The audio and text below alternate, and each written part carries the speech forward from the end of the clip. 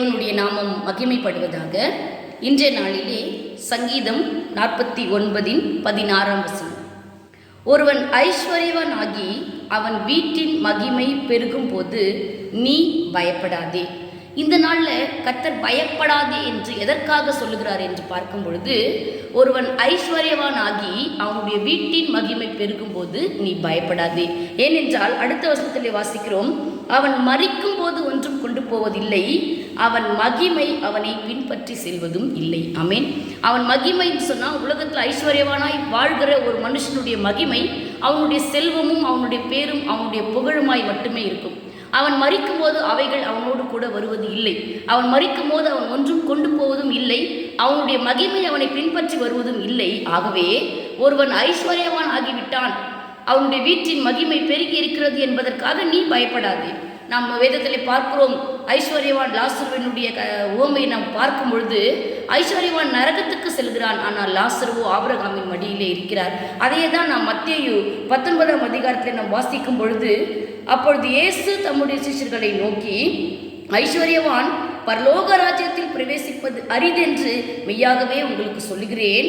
மேலும் ஐஸ்வர்யவான் தேவனுடைய ராஜ்யத்தில் பிரவேசிப்பதை பார்க்கிலும் ஒட்டகமானது ஊசியின் காதிலே நுழைவது எளிதாக இருக்கும் என்று உங்களுக்கு சொல்லுகிறேன் என்றார். அல்லேலூயா. ஒரு ஐஸ்வர்யவான் பரலோக ராஜ்யத்துக்கு பிரவேசிப்பது கூடாத காரியம் என்று இயேசு கிறிஸ்து சொல்லியிருக்கிறார். ஆகவே தான் நம் வேதத்திலே வாசிக்கிறோம், உங்களுக்கு பொக்கிஷத்தை பூமியிலே சேர்த்து வைக்காதீர்கள், உங்கள் பொக்கிஷம் எங்கே இருக்கிறதோ அங்கே உங்கள் இருதயம் இருக்கும். ஆகவே உங்களுடைய பொக்கிஷங்களை பரலோகத்தில் சேர்த்து வையுங்கள். இந்த பூமியில் நம்ம வாழும்போது நம்மளுடைய எதிர்பார்ப்பு எல்லாரும் எப்படி இருக்காங்க அதை நாம் பார்க்கிறோம். அதனால் தான் தாவீது ராஜா எழுதியிருக்கிறாரு, ஒருவன் ஐஸ்வர்யவான் ஆகிறதுனால் அவனுடைய வீட்டின் மகிமை பெருகுகிறதுனால் நீ பயப்படாதே. ஏனென்றால் ஐஸ்வர்யவான் பரலோக ராஜ்யத்தில் பிரவேசிப்பது இல்லை. நான் ஆண்டவர் நமக்காக தரித்திரராய் மாறி இருக்கிறார். அவர் ஐஸ்வர்ய சம்பன்னர். அவரோடு நாம் இருக்கிறோமா என்பதை மாத்திரம் இன்றைக்கு நாம் சிந்தித்து பார்த்தால், மற்ற எந்த காரியத்தை குறித்தும் மற்ற எந்த நபரை பார்த்தும் நாம் பயப்பட வேண்டிய அவசியம் இல்லை. ஆகவே ஒருவேளை அவங்களாம் நல்லா இருக்காங்க, பெரிய ஆளாக இருக்காங்க, அவங்க பெரிய மகிமையோடு இருக்கிறாங்கன்னு சொல்லி நாம் பயந்து கொண்டு அவர்களை பார்த்து நாம் நடுங்கி கொண்டு இருப்போம் என்று சொன்னால், இன்றைக்கு அது அல்ல. தேவனுடைய மகிமை மட்டுமே நமக்கு தேவையானதாய், அதுதான் நம்மை பரலோகத்துக்கு கொண்டு செல்லும் என்பதை அறிந்து கொண்டவர்களாய் கர்த்தரை நோக்கி பார்த்து செபிப்போம்.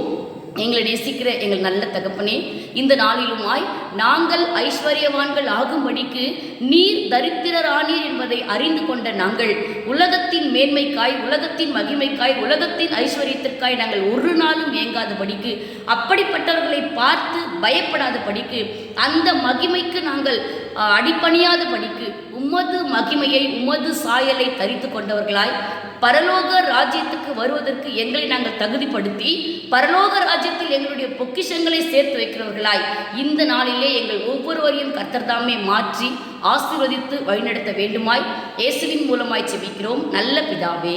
ஆமீன். கர்த்தர் தாமே உங்களை ஆசீர்வதிப்பாராக. ஆமீன்.